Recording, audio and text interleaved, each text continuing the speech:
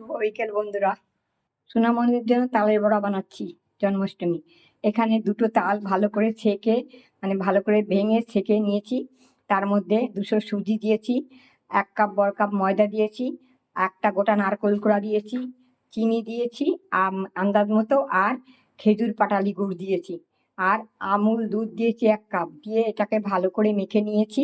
নেওয়ার পর এই যে রেখেছি। এবারে আমি কড়াইতে সাদা তেল আর একটু ঘি দিয়ে দিয়েছি। এবারে এগুলো ছোট ছোট করে দিয়ে, একা করি তো অত ভালো হয় না, দিয়ে এই বড়াগুলো ভেজে নেব। এরকম করে সবগুলো আমি দিয়ে দেবো।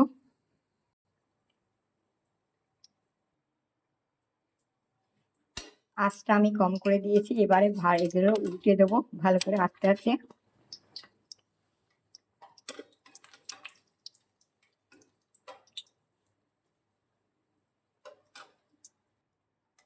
এগুলো আমার ভাজা হয়ে গেছে একদম। আমি গ্যাস কমিয়ে, আমি বলে আমার অনেক বড় লম্বা ভিডিও হয়ে যায়। এই যে হয়ে গেছে, খুব সুন্দর কম আঁচে করা হয়। দেখো কি সুন্দর একদম সব। চলো, এই খেতে আসলো ছেলেরা, ওদের খেতে দিচ্ছি। এদিকে বসিয়ে দিয়ে কম আছে দিয়ে মচমচে হয়। আমি তো চাল গুঁড়ো দিই না ঠাকুরের পুজোর জন্য, সুজি ময়দা। হ্যাঁ, এর মধ্যে একটু কাজুও গুঁড়িয়ে দিয়েছি। এগুলো না দিলেও চলে, তাল বড়াই মানে। তা দিয়েছি একটু কাজু, ভালো করে গুঁড়িয়ে নোড়া দিয়ে দিয়েছি।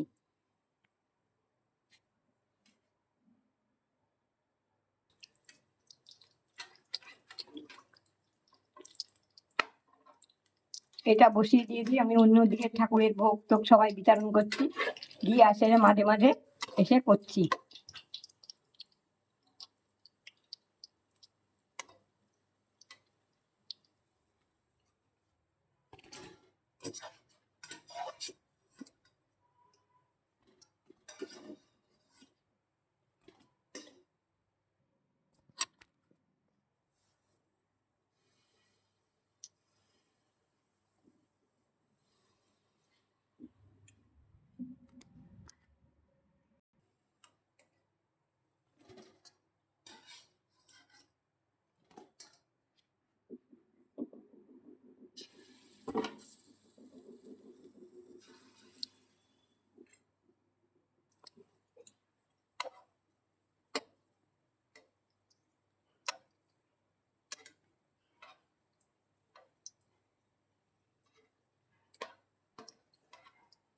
কতটা সময় লাগে না, ধিমে আঁচ করতে হয়।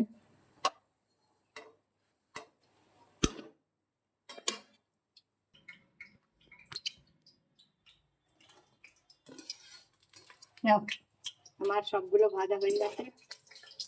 এবার গ্যাসটা বন্ধ করে দিচ্ছি। হয়ে গেছে আমার সোনামণিদের জন্মাষ্টমীর তালের বড়া করা। দেখো হয়ে গেছে আমার তালের বড়া, জন্মাষ্টমী সোনামণিদের তালের বড়া।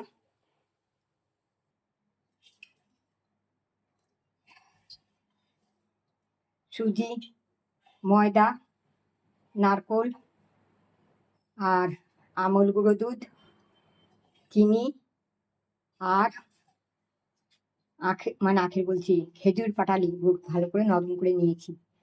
আমুল গুঁড়ো দুধ ভালো করে মেখে নিয়েছি, আর দুটো তাল, নারকোল একটা, ভালো করে মেখে আজকে হয়ে গেল তাল বড়া। শুভ সন্ধ্যা। চলো, হরে কৃষ্ণ, জয় রাধে গোবিন্দ। তোমরা সবাই ভালো থেকো, সুস্থ থেকো। কেমন?